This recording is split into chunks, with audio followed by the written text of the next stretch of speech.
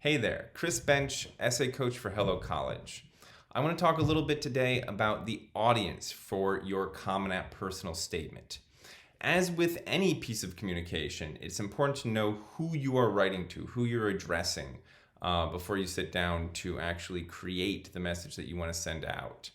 So I want to talk a little bit about the typical admissions officer.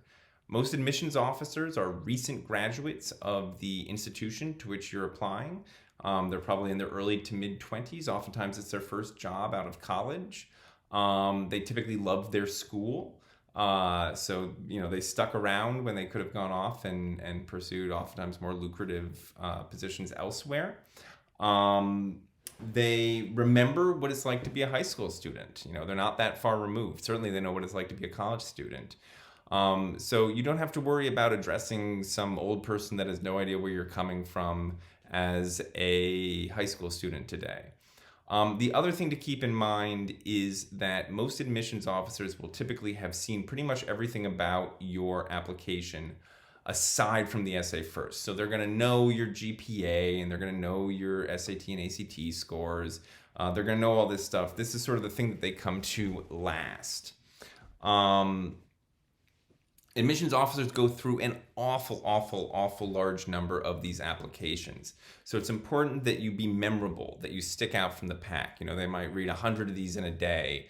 It's a short novel full of high school essays. It's a challenging thing to get through sometimes.